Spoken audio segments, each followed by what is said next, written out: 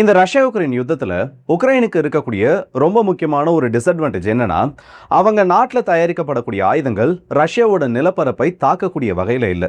இன்னும் சொல்ல போனால் உக்ரைன் கிட்ட ரஷ்யாவை தாக்குறதுக்கான அந்த உள்நாட்டில் தயாரிக்கப்பட்ட டொமஸ்டிக் ப்ரொடக்ஷனில் இருக்கக்கூடிய அந்த வெப்பன் சிஸ்டம் எதுவும் பெருசாக கிடையாது.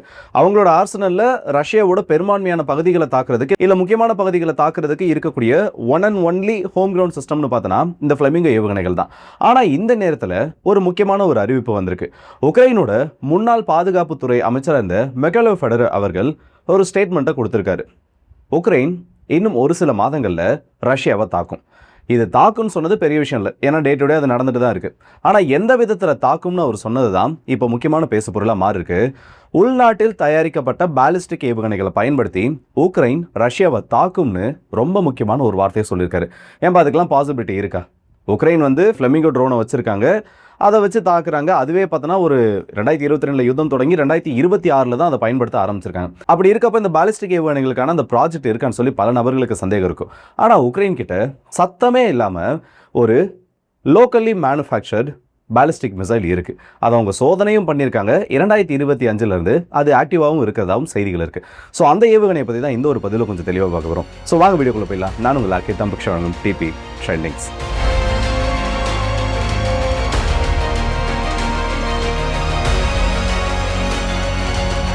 ஜென்ரலாக நம்ம வீடியோஸில் வார் அப்டேட்ஸை ஃபஸ்ட்டு பார்ப்போம், அதுக்கப்புறமா பேசிக்கான ஒரு கண்டென்ட்டை பேசுவோம். ஆனால் இன்றைக்கி இந்த மிசைலை பற்றி பேசுகிறது ரொம்ப முக்கியமான ஒன்றா மாறி இருக்கு. காரணம், இது ரஷ்யாவுக்கு எதிராக உக்ரைனால் பயன்படுத்தப்பட்டுச்சுன்னா மாஸ்கோ வரைக்கும் தாக்கக்கூடிய அளவுக்கு இந்த ஏவுகணைக்கு பவரானது இருக்குது. சரி, இப்போ ஃபார்மர் டிஃபென்ஸ் மினிஸ்டர் அவர்கள் பேசியிருக்காரு. மிகைலோ ஃபெடரர் அவர்களோட ஸ்டேட்மெண்ட்டை நம்மளால் அவ்வளோ சீக்கிரத்தில் லேசலையும் எடுத்துக்க முடியாது. அப்படி இருக்கப்போ அதில் உண்மைத்தன்மை எந்த அளவுக்கு இருக்குது? ஏன்னா இதுக்கு முன்னாடி உக்ரைன் அந்த மாதிரி சொன்னதை ஏதாச்சும் பண்ணியிருக்காங்கன்னா அதில் நம்பிக்கையை நம்ம வைக்கலாம். அப்படி அவங்க இது வரைக்கும் சொன்னதை பண்ணலன்னா நம்ம அது பெரிய ஒரு விஷயமா எடுத்துக்க தேவையில்லை.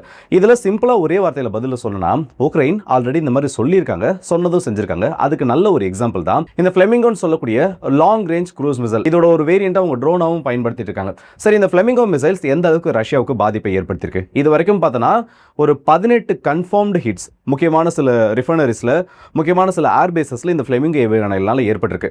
ஆனால் இதில் நான் ஹிட்டை மென்ஷன் பண்ணுறதை விட ஒரு மிசைல் சக்ஸஸ்ஃபுல்லாக இருக்கா இல்லையான்றது, அது எந்த அளவுக்கு அதோட டார்கெட்ஸை நியூட்ரலைஸ் பண்ணியிருக்கின்றது ரேஷியோ தான் எடுப்போம். ஆனால் என்னை பொறுத்த வரைக்கும் இந்த ஒரு மிசைல் கேட்டகரியில் உக்ரைன் எந்த அளவுக்கு இது ரஷ்யாவுக்கு எதிராக ஃபயர் பண்ணுறாங்களோ அதுவே ரொம்ப ஒரு சக்ஸஸான விஷயம் தான். ஏன்னா அந்த அளவுக்கு ஒரு மாஸ் மேனுஃபேக்சரிங் பண்ணுறதுக்கான ஒரு முடிவில் உக்ரைன் இருக்காங்க. அண்ட் எல்லாத்த விட ரஷ்யாவோட ஸ்ட்ராட்டஜியை ரீஷஃபுல் பண்ணக்கூடிய அளவுக்கு இந்த மிசைல்னால சில ஸ்ட்ராட்டஜிக்கல் முடிவுகளை நோக்கி ரஷ்யாவையும் தள்ள முடியும். ஸோ அதை பொறுத்த வரைக்கும் எந்த ஒரு காரணத்திற்காக அந்த ஏவுகணை உருவாக்கப்படுதோ அது இப்போ வரைக்கும் உக்ரைனுக்கு நடந்துட்டு இருக்கு. சரி, இப்போ இவர் சொல்லியிருக்கப்படி உக்ரைன் கிட்ட இருக்கக்கூடிய மிசைல் ப்ரோக்ராம் என்ன? ஆல்ரெடி அவங்களோட படைகளில் அந்த மிசைல் சேர்க்கப்பட்டிருக்கான்றதை இப்போ கொஞ்சம் தெளிவாக பார்ப்போம். உக்ரைனுக்கு தன்னுடைய நாட்டில் தயாரிக்கக்கூடிய அந்த பாலிஸ்டிக் மிசைலுக்கான கனவு இன்னைக்கு நேற்று வந்தது கிடையாது. சோவியத் யூனியன்ல இருந்து உக்ரைன் பிரிஞ்சதுக்கு அப்புறமா உக்ரைனோட ரொம்ப முக்கியமான ஒரு டாக்டிக்கல் பாலிஸ்டிக் மிசைல் சிஸ்டமாக இருந்தது டோக்கா வகையான ஏவுகணைகள். இது சோவியத் யூனியனால் தயாரிக்கப்பட்டது. இன்னைக்கு நம்ம இஸ்காந்தரை பார்க்குறோம்னா அதோட சில ப்ரீவியஸ் வெர்ஷன்ஸ் மாதிரி இருக்கக்கூடியதான் இந்த வகையான பாலிஸ்டிக் ஏவுகணை, டாக்டிக்கல் பாலிஸ்டிக் மிசைல் சிஸ்டம்னு சொல்லலாம். ஆனால் இப்போ பிரச்சனை என்னன்னா, அது சோவியத் காலத்தில் தயாரிக்கப்பட்டது. உக்ரைன் அதுக்கப்புறம் ரஷ்யாவோட சில உரசல்கள் ஏற்பட்டதுக்கு அப்புறமா இந்த மிசைல்ஸை அப்கிரேட் பண்ணக்கூடிய முயற்சியை மொத்தமாக கைவிட்டுட்டாங்க. எப்போ பார்த்தாலும் நம்ம ரஷ்யா கிட்டே போய் வேண்டியதா இருக்கு. ரஷ்யா ஒரு சில நேரத்தில் நமக்கு உதவிகள் பண்றாங்க, இன்னும் சில நேரத்தில் நம்மளை டாமினேட் பண்றதுக்கான முயற்சிகள் பண்றாங்கன்னு உக்ரைனுக்குள்ளே குரல்கள் எழுந்து இந்த மிசைலை அப்கிரேட் பண்ணக்கூடிய அந்த ப்ரோக்ராமையே மொத்தமாக விட்டுறாங்க. இப்படி அவங்க விட்டாலும் பிரச்சனை இல்லை. அதற்கு அடுத்ததா எவ்வளவு நாளில் நம்மளால் அடுத்த ஒரு மிசைல் சிஸ்டம் வச்சு இதை ரீப்ளேஸ் பண்ண முடியும்? இப்போது ஒரு புதுசாக ஒரு ஏவுகணை உருவாக்கணும்னா, நீங்கள் ஸ்க்ராட்சிலேருந்து உருவாக்குறீங்கன்னா உங்ககிட்ட ஆல்ரெடி ஏவுகணையை உருவாக்கின எக்ஸ்பீரியன்ஸ் இருந்ததுன்னா 2 அல்லது 3 வருடங்களுக்குள்ள ஒரு கம்ப்ளீட் அவுட்புட்டை, ஒரு ப்ரோட்டோடைப்பையோ இல்லை ஒரு ஒர்க்கிங் மாடலையும் உங்களால் கொடுக்க முடியும். ஆனால் உங்களுக்கு ஆயுத தயாரிப்பில் எந்த விதமான முன் அனுபவமும் கிடையாது. நீங்கள் மற்ற நாடுகளை நம்பியிருக்கீங்கன்னா அந்த 3 வருடம்ன்றது 6 வருடம் ஆகலாம், 7 வருடம் ஆகலாம், 8 வருடமாக கூட ஆகலாம். ஸோ அந்த ப்ராஜெக்டை பேஸ் பண்ணி அந்த டைம் ஆனது பெருசாக போயிட்டு இருக்கும். இந்த டைமில் தான் உக்ரைன் சவுதி அரேபியாவோட உதவியை நாடுறாங்க. இந்த சவுதி அரேபியா ஒரு 40 மில்லியனுக்கும் அதிகமான ஃபண்டிங்கை கொடுத்து சாப்சான் மிசைல் சிஸ்டமை உருவாக்குறதுக்கான அந்த ஒரு உதவிகளில் உக்ரைனுக்கு ஈடுபடுறாங்க. இதை 2 பேஸில் உருவாக்கணும்னு சொல்லி உக்ரைன் முடிவு பண்ணுறாங்க. இது சாப்சான் அல்லது ஹிரிம் 2ன்னு சொல்லக்கூடிய அந்த ஏவுகணை அமைப்பு உக்ரைனால் உருவாக்குறதுக்கான முயற்சிகளில் ஈடுபடுது. இதோட கான்செப்ட் ரொம்ப சிம்பிள் தான். டிரான்ஸ்போர்ட் எரக்டர் லான்ச்சர் மூலிமா இன்னைக்கு இஸ்காந்தர் பாலிஸ்டிக் ஏவுகணைகள், ATACMS போன்ற ஏவுகணைகள் எப்படி ஒரு மொபைல் வெஹிக்கிள் மூலிமா ரோட் டிரான்ஸ்போர்ட் வெஹிக்கிள் மூலிமா லான்ச் பண்ணப்படுதோ அதே ஒரு கான்செப்டில் இந்த ஏவுகணை உருவாக்கணுன்றது. இந்த மிசைலோட அதிகபட்ச தூரம் 500லேருந்து 850 கிலோமீட்டர்கள் வரைக்கும் இருக்கணும்ன்றது உக்ரைனோட கனவு. Export variant 300 கிலோமீட்டருக்குள்ள. ஏன்னா மிசைல் டெக்னாலஜி கண்ட்ரோல் கீழே இந்த உக்ரைன் வர்றதுனால 300 கிலோமீட்டர்களுக்கு மேலே இருக்கக்கூடிய அந்த ரேஞ்சோடைய மிசைல்ஸை மற்ற நாடுகளுக்கு அவங்க எக்ஸ்போர்ட் பண்ண முடியாது. ஸோ இதற்கான பணிகளில் அவங்க இறங்குறாங்க. இப்படி முதல் புரோட்டோடைப் ஆனது 2019 காலகட்டத்தில் உருவாக்கப்பட்டு சோதனை பண்ணப்பட்டதா உக்ரைனோட டேட்டா பேசஸ்ல சில ரெக்கார்ட்ஸ் ஆனது இருக்கு. சவுதி அரேபியாவோட சில டிஃபென்ஸ் ஷோஸ்லயும் இதோட புரோட்டோடைப்ஸ்ன்றதை உக்ரைன் டிஸ்ப்ளே பண்ணிருக்காங்க. அபிஷியலா 2021ஆம் ஆண்டு இந்த ஏவுகணை சோதனை பண்ணப்பட்டு அதற்கப்புறமா சவுதி அரேபியாவிலும் இது சோதனை பண்ணப்பட்டு 2 நாடுகள்லையும் மாஸ் ப்ரொடக்ஷனுக்குள்ள போனன்றதான் இந்த சாப்சன் மிசைல் சிஸ்டமோட ஒரு முக்கியமான ஒரு நோக்கம். ஆனா அதற்குள்ள ரஷ்யா உக்ரைன் யுத்தம் தொடங்குது. இப்ப ரஷ்யா உக்ரைன் யுத்தம் தொடங்கினதுனால தான் இந்த மிசைலை வந்து உற்பத்தி பண்றதுல உக்ரைனுக்கு பிரச்சனை ஏற்படுதான்னு சொல்லி நிறைய ஒரு நபர்களுக்கு ஒரு கேள்வியானது வரலாம். ஆனா 2021ல ஒரு அக்ரிமெண்ட் சைன் பண்ணப்படும். அதாவது 2021 மார்ச் மாதத்தில் அக்ரிமெண்ட் சைன் பண்ணப்பட்டு இதற்கு அடுத்தபடியா 2021 டிசம்பர் மாதத்திற்குள் அந்த ஒரு வருடம் முடிவதற்குள் 2 நாடுகளிலும் இந்த மிசைல் ப்ரொடக்ஷன் பார்த்தீங்கன்னா அந்த அடுத்த கட்ட அக்ரிமெண்ட் சைன் பண்ணப்படும் சொன்னாங்க. ஆனால் அந்த 2021 முடிகிற வரைக்குமே இது சம்மந்தப்பட்ட எந்த விதமான அக்ரிமெண்ட்ஸும் சைன் பண்ணப்படலை.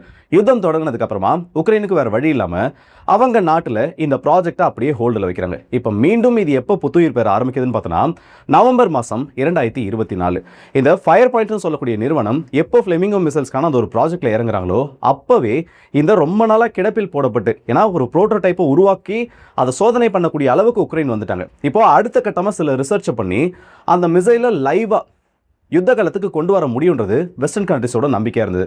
ஸோ அதற்கான ஃபண்டிங் கிட்டத்தட்ட ஒரு 95 மில்லியன் அளவுக்கு பண உதவியும் அந்த மிசைலை உருவாக்குறதுக்கான அந்த டெக்னிக்கல் உதவிகளும் யூரோப்பியன் கண்ட்ரிஸ்னால உக்ரைனுக்கு கொடுக்கப்படுது. இதோட ஒரு விளைவு முதல் முறையாக இதை அவங்க டெஸ்டிங் பண்ணலை, இந்த மிசைலை பற்றி அனௌன்ஸ் பண்ணலை. ஆனால் 2025ஆம் ஆண்டு கிரீமியாவில் இருக்கக்கூடிய சகே ஏர்பேஸின் மீது ரொம்ப பெரிய ஒரு மிசைல் ஸ்ட்ரைக் ஆனது நடக்குது. ஏன்னா அப்போ அந்த காலகட்டத்தில் வந்து பார்த்தோன்னா வெஸ்டர்ன் வெப்பன்ஸ் இந்த ஸ்டார்ம் ஷேடோ ஏவுகணைகள் இல்லை மற்ற அமெரிக்கானால கொடுக்கப்பட்ட சில ஏவுகணைகள் ஒருவேளை இந்த தாக்குதலில் பயன்படுத்தப்படுமா நினச்சிருக்கப்போ இது வெஸ்டர்ன் மேட் எக்யூப்மெண்ட்ஸ் இல்லைன்றது தெரியுது. 2022 ஆகஸ்ட் மாதம் 10ஆம் தேதி புரோட்டோடைப்பில் இருக்கக்கூடிய சில வகையான ஏவுகணைகளை பயன்படுத்தி இதே ஒரு பேஸை உக்ரைன் அடிச்சிருந்தாங்க. அப்போது அந்த தாக்குதலில் கிடைச்ச அந்த மிசைலோட டெப்ரிஸும் இப்போ 2025ஆம் ஆண்டு கிடைச்சிருக்கக்கூடிய அந்த மிசைலோட டெப்ரிஸும் 98% அதிகமாக ஒத்து போகுதுன்றதை ரஷ்யா கண்டுபிடிக்கிறாங்க. அப்போதான் ஒரு விஷயம் புரியுது, புரோட்டோடைப்ல இருந்ததை உக்ரைன் ஆரம்ப கால யுத்தத்தில் வேற வழி இல்லாமல் ஃபயர் பண்ணிட்டாங்க. ஆனால் அதுக்கப்புறம் இந்த ப்ராஜெக்ட் திரும்ப உள்ள வந்ததுக்கு அப்புறமா அந்த மிசைல்ஸை ப்ராப்பராக உருவாக்கி ரஷ்யாவுக்கு எதிரான தாக்குதலில் பயன்படுத்தியிருக்காங்கிறது ரஷ்யானால அறிவிக்கப்படுது. உக்ரைனும் அதை ஒத்துக்கிறாங்க. காம்பேட் டெஸ்ட்ன்றதை நாங்கள் பண்ணி முடிச்சிட்டோம். அதாவது நேரடியாக யுத்த காலத்தில் நாங்கள் இதை பயன்படுத்தி பார்த்துட்டோம். எங்களோட படைகளில் இந்த சாப்சன் மிசைல்ன்றதை டாக்டிக்கல் பேலிஸ்டிக் மிசைலை நாங்கள் படைகளில் சேர்த்துட்டோம்னு சொல்லி ரொம்ப முக்கியமான ஒரு ஸ்டேட்மெண்ட்டை கொடுக்குறாங்க.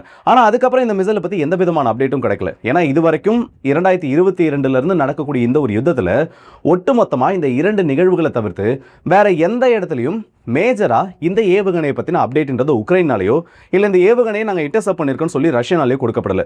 இன்னும் என்னோட சர்க்கம்ஸ்டன்ஸில் ரஷ்யா இந்த மிசைல்ஸை உக்ரைன் மேபி ஃபயர் பண்ணியிருக்கலாம்னு சொல்கிறாங்க. ஆனால் உக்ரைனால் அதை அக்னாலேஜ் பண்ணப்படாதனால அந்த இன்சிடென்ட் எதுவுமே இப்போதைக்கு உறுதிப்படுத்தப்பட்ட தகவலாக கிடைக்கல.